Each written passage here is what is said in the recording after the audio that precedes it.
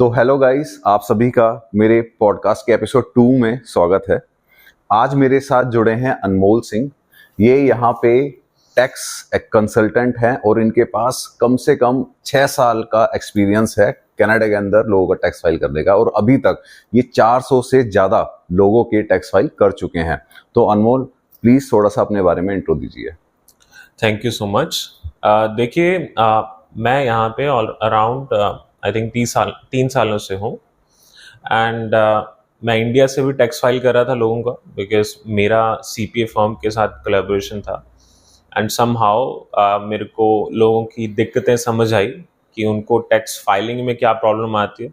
यहाँ पे अगर आप आओगे आपको पता लगेगा कि नॉर्मली आपको चार्ज बहुत ज़्यादा किया जाता है। तो हमने वहाँ पे स्टूडेंट्स का फाइल करना शुरू करा लोअर रेट्स पे, क्योंकि ऑब्वियसली आप सेव कर रहे हो मनी।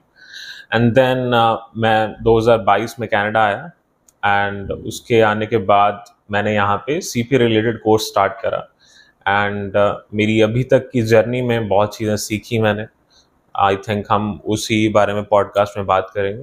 एंड जो नए लोग आ रहे हैं उनको क्या देखने को मिलेगा एनआईसी में, जो नए लोग इधर आ चुके हैं उनके लिए क्या क्या एक्सपीरियंस हो सकता है, आई थिंक हम उस बारे में बात करेंगे। हाँ, बिल्कुल सही। जो भी आने वाले हैं, जो आ चुके हैं, उनके लिए बहुत ही अच्छा एक नॉलेजेबल पॉडकास्ट ये होगा। उनको टैक्सेशन, क्योंकि टैक्स एक्सपर्ट हैं आगे, तो उनको बहुत सारी चीज़ें इसमें सीखने के लिए मिलेगी। और साथ ही साथ यहाँ पे अगर आप आते हैं, क्या क्या आपको बेनिफिट्स हैं, अकोमोडेशन का क्या कॉन्सेप्ट रहता है, यहाँ पे क्या क्या टर्म्स होती हैं, तो उन चीज़ों के बारे में भी काफ़ी ज़्यादा नॉलेज अनमोल को है। उन सब चीज़ों को हम आगे कंटिन्यू करेंगे इस पॉडकास्ट में। तो अनमोल, आपका कोर्स, आप यहाँ कोर्स के मतलब कोर्स लेके आए थे या फिर आप सीधा वर्क परमिट पे आए थे, कैसे आए थे? देखिए, मैंने एनएससी में स्टडी ली थी, 2 इयर्स डिप्लोमा। ओके। तब 2 साल पहले उसको बोलते थे pre professional accounting diploma. Okay, ठीक है, तो वो पोस्ट ग्रेजुएट डिप्लोमा है। ठीक है। एंड आज के डेट में आई थिंक उसको बोल रहे हैं कि डिप्लोमा इन अकाउंटिंग। एंड ये भी पोस्ट ग्रेजुएशन डिप्लोमा ही है। एंड आज की डेट में आई थिंक इन्होंने जो न्यू नॉ कोर्स निकाले कि यही कोर्सेज में आपको वर्क परमिट मिलेगा। आई डोंट थिंक कि ये वाला कोर्स उसमें फॉल कर रहा है, बट अगेन आपको इमिग्रेशन कंसल्टेंट से बात करनी पड़ेगी इस बारे में। एंड देन मैं 2022 में इधर आया। एंड आने के बाद ऑब्वियसली फर्स्ट ऑफ ऑल बड़ा चैलेंज हमारे लिए अकोमोडेशन। समहाउ मार्केट प्लेस से मिल गई मेरे को। अच्छा, ठीक है। एंड मैं प्राइवेट जगह पे रह रहा था, रूम में रह रहा था। And I paid around I think $650 a month plus utilities. अब आप इंडिया से आ रहे हो, $650 आपको देख के लगा यार इतने ज्यादा कहाँ से दूंगा। एंड देन यूटिलिटीज एक्स्ट्रा ऊपर से।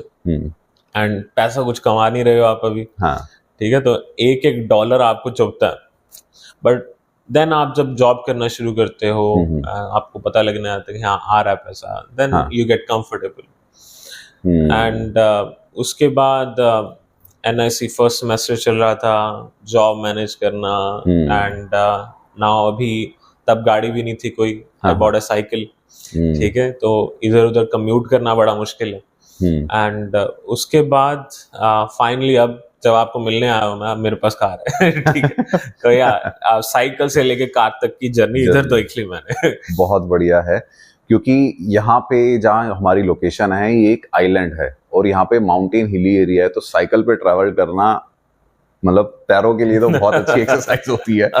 क्योंकि मैं बस एक ही एक्सपीरियंस हुआ है मेरा। यहाँ से मैं ऊपर अपने कॉलेज तक गया था हिल चढ़ के, और मेरे 2 दिन तक पैरों में अच्छा खासा दर्द रहा। आप तो चढ़ के गए थे, मैं तो उतरा था। उतरना आसान होता है, उसके बाद मेरे से चला नहीं जा रहा था।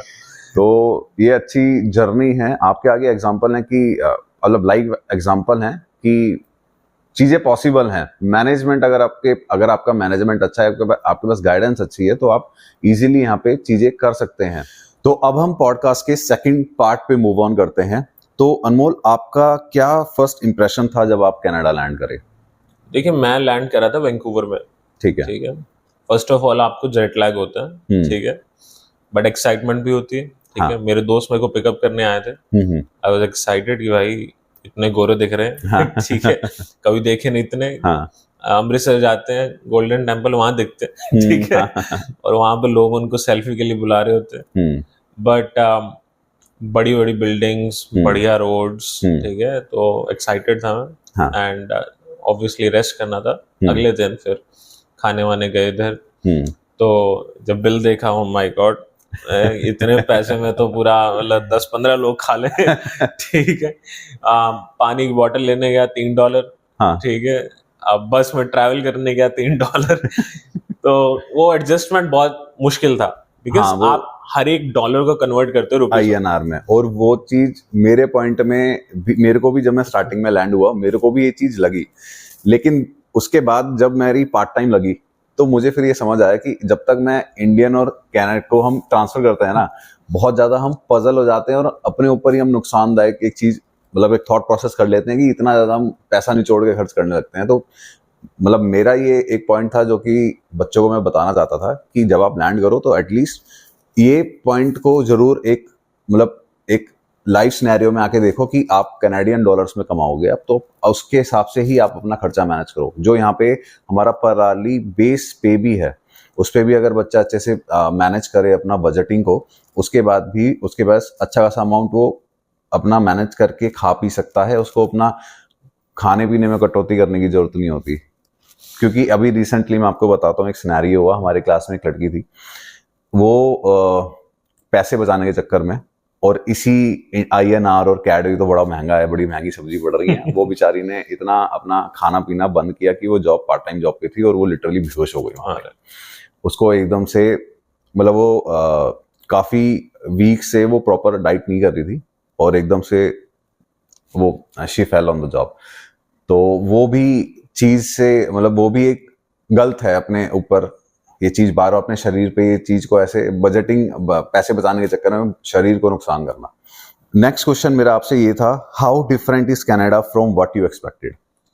देखो, आपको इंडिया में ना एक फेरी टेल सुनाई जाती है कि कनाडा जाओगे, हाँ, बहुत सारा पैसा है, हाँ, ठीक है, उसने घर बना लिया, हाँ, उसने ये कर लिया, उसने गाड़ी ले दी घर पे। हाँ, बट जब आप आते हो, हाँ, पैसा जाना शुरू होता है, तब आपके वो जो भ्रम है टूटने शुरू हो जाते हैं। ठीक है, कि मेरे पास तो GIC के पैसे हैं, हाँ, मैंने पूरा हफ्ता काम करा 24 घंटे, मेरे पास तो $400 भी नहीं हुआ। ठीक है, एंड इससे मैं घर कैसे बनाऊंगा, हाँ, हाँ, इससे मैं गाड़ी कैसे लूंगा। तो ये फर्स्ट मिथ टूटता है आपका आके। हाँ, ठीक है, कि फेरी टेल टूटती है, और जॉब आपके लिए रेडिली थाली में अवेलेबल नहीं है। हाँ, आपको उसके लिए भी ढूंढना पड़ता है, अलग अलग जगह पे जाके आपको रेज्यूमे देने पड़ते हैं। इंटरव्यू तो मिलते नहीं शुरू में, ठीक है, रेज्यूमे दो, वेट करो कॉल का, हाँ, लिंक्डइन पे अप्लाई करो, इंडीड पे अप्लाई करो, अलग अलग प्लेटफॉर्म से अप्लाई करो। हाँ, एंड सबसे तकलीफदेह बात ये होती है कि आपने 50 जॉब अप्लाई कर दी, रिप्लाई कभी नहीं आया। हाँ, ठीक है, होता है। एंड एट द एंड आपको जॉब मिलती है आपके दोस्त के रेफरल से। हाँ। ठीक है, तो टेक्निकली कनाडा में आने के बाद ये मिथ टूटते हैं, बट आई थिंक आपका सबसे बड़ा सहारा ये है कि आप कनेक्शंस बनाओ। अगर कनेक्शन बनाओगे, आपका जॉब का भी इजियर रहेगा। ठीक है, कल को, अब हम इंडिया से आते हैं ना, हमें आदत होती है गाड़ी नहीं लेने की। हाँ, ठीक है, मैंने आज तक इंडिया में कभी भी पुरानी गाड़ी, पुरानी स्कूटी या बाइक नहीं ली। हाँ, हमारे उधर ठीक है, हो जाता है जुगाड़। ठीक है, और अगर पुरानी लेते भी है ना, बहुत सारे लोग होते हैं जिनसे हम चेक करवा सकते हैं। हाँ, ठीक है, इवन दो आपको फैमिली में निकल जाएंगे 5-6 लोग, आज चलते हैं। हाँ, यहाँ आके कोई जानते ही नहीं है, तो कनेक्शन जरूरी है। तो आपको, बिकॉज अगर आप मार्केट प्लेस से गाड़ी उठा रहे हो, आपको पता होना चाहिए कि गाड़ी ठीक है कि नहीं। ठीक है, क्योंकि अगर आपको गाड़ी की जीरो नॉलेज है तो आपको चाहिए कोई। हाँ, ठीक है, तो यहाँ पे कुछ चीजें हैं, या तो दोस्त हो या आप किसी मैकेनिक से चेक करवा लो, यही नहीं लोगों को पता होता। हाँ, अब मैंने खुद पहली गाड़ी ली थी जब, तो मैंने ली थी BMW 2003। ओके, एंड वो गाड़ी अंदर से बकवास थी, एंड मेरे को, मैं किसी को लेकर भी गया था, एंड वो बंदा कहता कोई बात नहीं, अगर तेरे को पसंद नहीं है मैं रख लूंगा। मैंने उसकी गारंटी भी ले ली, एंड उसकी अगले दिन से चीजें खराब होनी शुरू हो गई। अच्छा, and I think around somehow मैंने 2-3 महीने निकाले, फिर मैंने छोड़ा उसको। मैंने कहा ना भाई, इससे तो नहीं हो पाएगा। फिर मैंने दूसरी गाड़ी ली। ओके। मेरा अराउंड आई थिंक $3,000 $2,000 का लॉस हुआ था, क्योंकि गाड़ी की बस नॉलेज नहीं थी कि Knowledge कैसे नहीं थी। परखनी है। Yeah. अगर हम सेकंड हैंड गाड़ी मार्केट प्लेस से भी उठा रहे हैं, कहीं से भी ले रहे हैं, तो कैसे परखनी है, क्या चीजें परखनी है। तो जैसे कि अभी अनमोल ने बताया कि अगर आप सेकंड हैंड गाड़ी ले रहे हो तो आप नॉलेज नहीं थी इसलिए उनको इतना बड़ा लॉस हुआ। तो क्या अनमोल यहाँ पे कोई ऐसी बंदा मतलब बच्चा आ रहा है, वो हजारों की इन्वेस्टमेंट कर रहा है एक सेकंड हैंड गाड़ी में, तो आप उसको क्या रिकमेंड करोगे कि इसको कोई मतलब कंसल्टेंट या किसी को साथ लेके जाना चाहिए जब गाड़ी लेने जा रहा है? देखो यहाँ पे ना इंडिया में ये चीज़ नहीं होती, बट इधर ये चीज़ बहुत बढ़िया है कि जब आप गाड़ी लेते हो, हाँ। आप एक कारफैक्स रिपोर्ट करके होता है। ओके। तो कारफैक्स रिपोर्ट में उस गाड़ी की सारी चिट्ठा निकल जाता है कि आप सर्विस कब हुई, हाँ। कभी एक्सीडेंट हुआ था या नहीं, ओके। अगर हुआ था तो क्लेम कितना लेना पड़ा, या क्लेम नहीं लिया तो खुद से रिपेयर करवाया था क्या। ठीक है, तो कारफैक्स रिपोर्ट हेल्पफुल होती है। सेकंड थिंग होती है, अब कारफैक्स रिपोर्ट आपको ये बताएगी जो गाड़ी की हिस्ट्री थी, करंट में नहीं बताएगी। ठीक है, सो अगर आप पुरानी गाड़ी ले रहे हो और डीलरशिप से ले रहे हो तो आपको कारफैक्स रिपोर्ट से गुड आइडिया हो जाएगा, क्योंकि डीलरशिप्स क्या होती है, आपको गाड़ी जरूर महंगी मिलेगी बट वहां से आपको दिक्कत आने के चांसेस आप कह सकते हो आप 70-80% कम कर लेते हो। ठीक है, एंड ऑब्वियसली आप अलग से एडिशनल वारंटीज ले सकते हो ज्यादा पैसे खर्च के, उस केस में तो आप फुली कवर्ड हो जाते हो। बट अगर आप प्योरली मार्केट प्लेस से ले रहे हो तो एक तो कारफैक्स रिपोर्ट हो गया, अगर वो नहीं है तो बेस्ट थिंग इज आप मैकेनिक के पास जाओ, किसी लोकल मैकेनिक के पास, गूगल कर लो, आपको दिख जाएगा लोकली आपके पास कितने मैकेनिक अवेलेबल है। किसी को भी कॉल करो, अपॉइंटमेंट स्केड्यूल करो, और बायर जो भी सेलर है उसको बोलो कि मैंने ये इंस्पेक्ट करवानी है, तो वहां पे इंस्पेक्शन करवाओ। उसका आपका खर्चा आ जाएगा 100 to 150, बट एटलीस्ट आप हजारों के लॉस से तो बच जाओगे। सही बात है। तो ये बहुत अच्छा पॉइंट उन्होंने बताया, इवन मुझे भी नहीं पता था। अगर आप सेकंड हैंड गाड़ी लेने जा रहे हो तो इस सेक्शन को जरूर देखना, और जो उन्होंने गाइड किया है उसको एक बार वर्क अराउंड जरूर करना कोई भी सेकंड हैंड गाड़ी यहाँ परचेज करने से पहले। बाकी अगर आप लोगों को कोई भी एडवाइस चाहिए हो, कोई भी आपको हेल्प चाहिए हो, it can be resume, it can be any guidance, कोई भी चीज आपके क्वेश्चंस हो, आप मेरे साथ 1-to-1 कॉल पे जुड़ सकते हैं। उसका लिंक आपको डिस्क्रिप्शन बॉक्स में मिल जाएगा।